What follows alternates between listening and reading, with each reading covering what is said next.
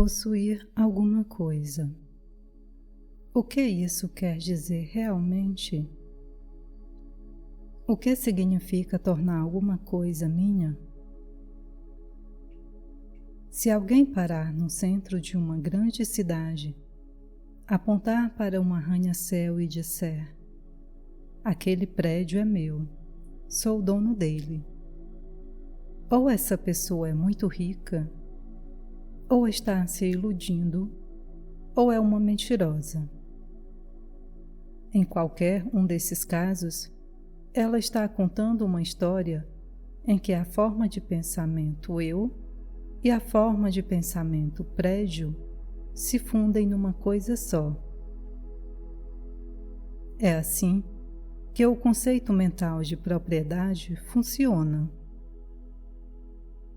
Se todo mundo confirmar sua história, é porque deve existir uma papelada assinada que ateste o motivo pelo qual todos concordam com isso.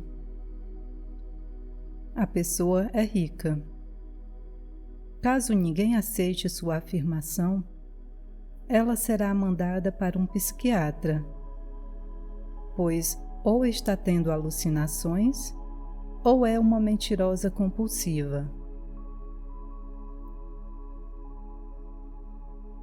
É importante reconhecer que a história e as formas de pensamento que a constituem, independentemente de todos concordarem com elas ou não tem nada a ver com quem a pessoa é.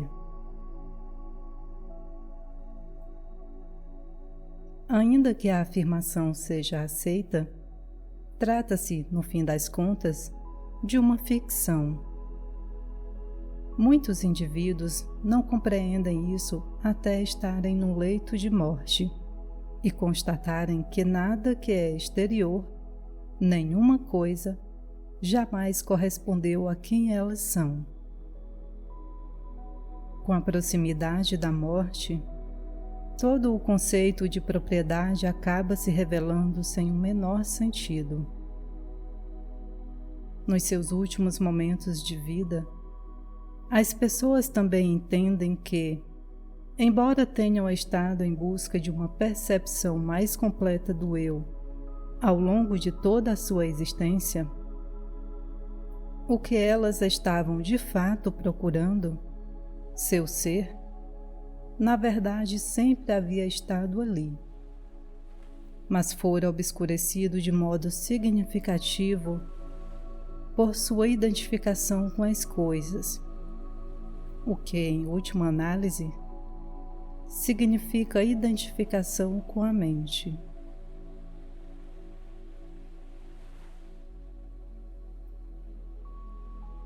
Bem-aventurados os humildes de espírito, porque deles é o reino dos céus, disse Jesus. O que significa humildes de espírito? Nenhuma bagagem interior, nenhuma identificação, nenhuma relação com coisas e com conceitos mentais que possuam uma percepção do eu.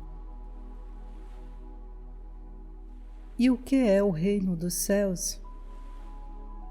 A simples, porém profunda, alegria do ser que está presente quando abandonamos as identificações e nos tornamos humildes de espírito. É por isso que renunciar a todos os bens é uma prática espiritual antiga, tanto no Oriente quanto no Ocidente. Desistir dos bens, porém, não nos liberta automaticamente do ego. Ele tentará assegurar a própria sobrevivência, encontrando alguma coisa com a qual se identificar. Por exemplo, uma imagem mental da própria pessoa como alguém que superou todos os interesses pelos bens materiais e é, portanto, superior ou mais espiritualizada do que as outras. Há indivíduos que abrem mão de todas as posses. No entanto, têm um ego maior do que alguns milionários. Se deixarmos de lado um tipo de identificação, o ego logo encontrará outra. No fim das contas, não importa ao que ele se apega, desde que isso tenha uma identidade. Ser contra o consumismo ou não concordar com a propriedade privada seriam outras formas de pensamento, outras mentalidades, capazes de substituir a identificação com os bens. Por meio delas, podemos nos considerar certos e classificar os outros como errados. Estabelecer uma divisão desse tipo é um dos principais padrões mentais egóicos, uma das maiores demonstrações de inconsciência. Entre outras palavras, o conteúdo do ego pode mudar. Todavia, a estrutura mental que o mantém vivo não se altera. Um dos pressupostos inconscientes é de que, ao nos identificarmos com algo por meio da ficção da propriedade, a aparente solidez e permanência desse objeto material endossará a nossa percepção do eu com mais firmeza e constância.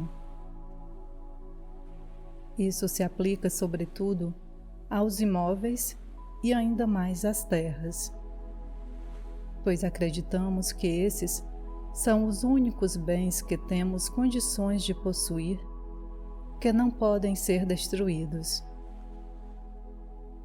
O absurdo de termos alguma coisa torna-se ainda mais evidente no caso da terra. Na época da colonização da América do Norte, por exemplo, os nativos consideravam a propriedade da terra um conceito incompreensível. E assim, eles a perderam quando os europeus os fizeram assinar folhas de papel, que eram igualmente incompreensíveis para sua cultura. Os indígenas sentiam que pertenciam à terra, mas ela não lhes pertencia.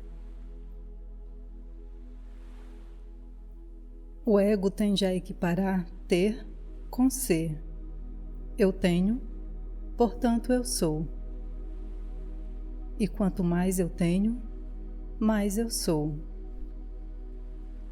Ele vive por meio da comparação. A maneira como os outros nos veem nos transforma em como nos vemos.